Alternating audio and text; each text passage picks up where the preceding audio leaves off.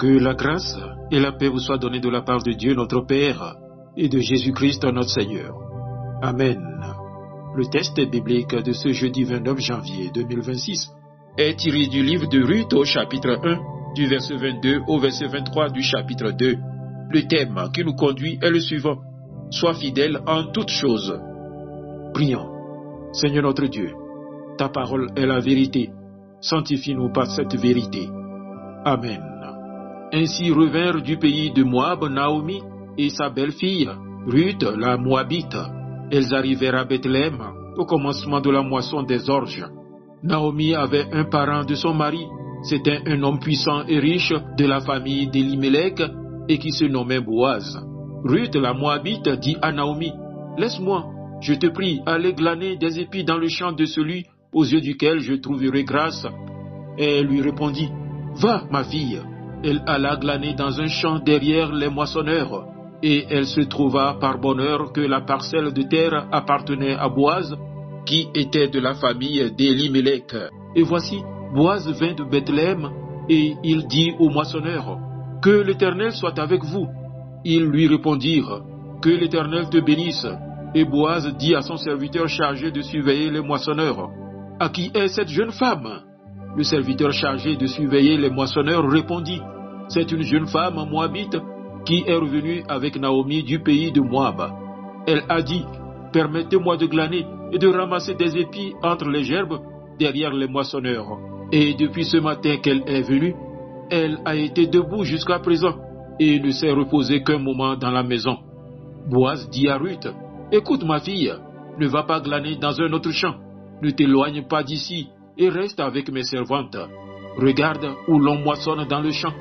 J'ai défendu à mes serviteurs de te toucher, et quand tu auras soif, tu iras au vase et tu boiras de ce que les serviteurs auront puisé.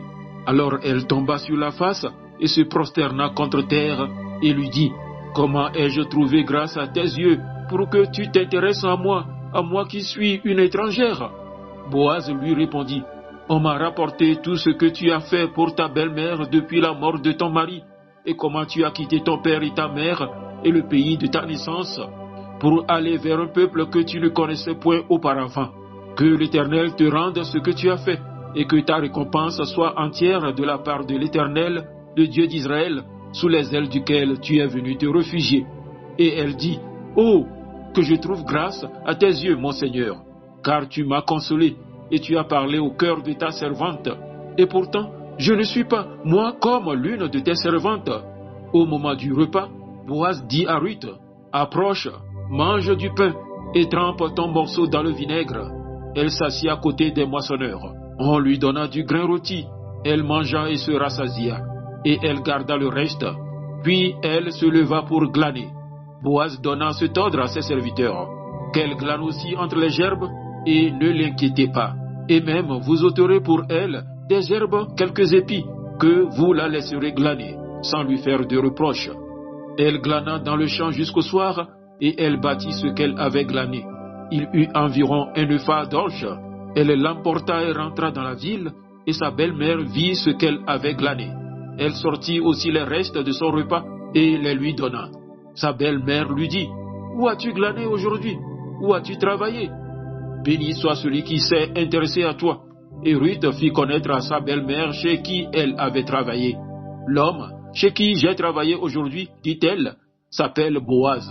Naomi dit à sa belle-fille: Qu'il soit béni de l'Éternel qui se montre miséricordieux pour les vivants, comme il le fut pour ceux qui sont morts. Cet homme est notre parent, lui dit encore Naomi. Il est de ceux qui ont sur nous droit de rachat.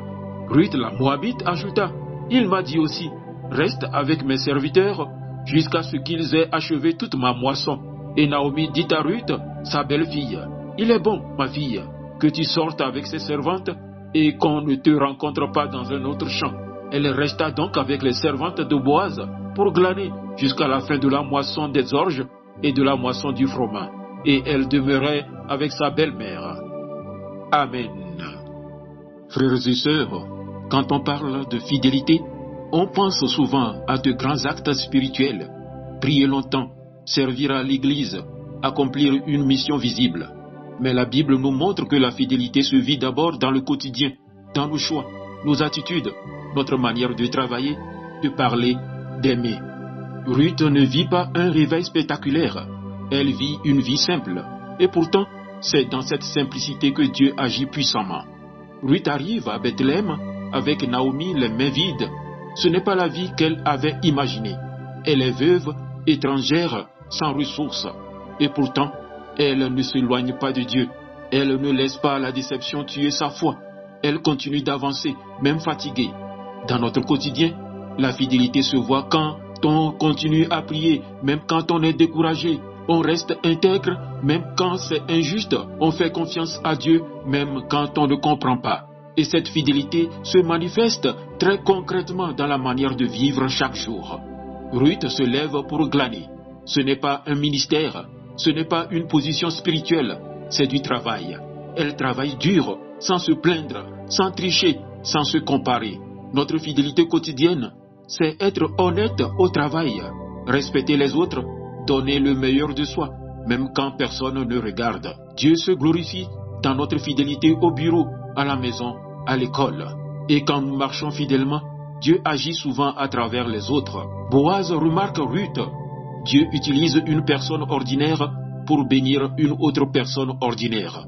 La grâce de Dieu se manifeste parfois à travers une parole, une opportunité, un soutien inattendu. Quand nous restons fidèles dans le quotidien, Dieu place sur notre route les bonnes personnes au bon moment.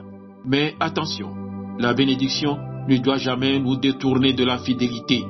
Ruth continue de glaner jusqu'à la fin de la moisson, jour après jour, sans raccourci, sans abandon. La fidélité, ce n'est pas être fort un jour, c'est rester constant chaque jour. Dieu cherche des cœurs constants, pas des émotions passagères. Frères et sœurs, la question n'est pas « Que feras-tu de grand pour Dieu ?» La vraie question est « Es-tu fidèle là où tu es aujourd'hui, dans ta famille, dans ton travail, dans ton couple, dans ta relation avec Dieu ?» Comme Ruth, marche fidèlement dans le quotidien et laisse Dieu transformer ta fidélité ordinaire en une œuvre extraordinaire pour sa gloire. Amen. Paisible journée à vous tous.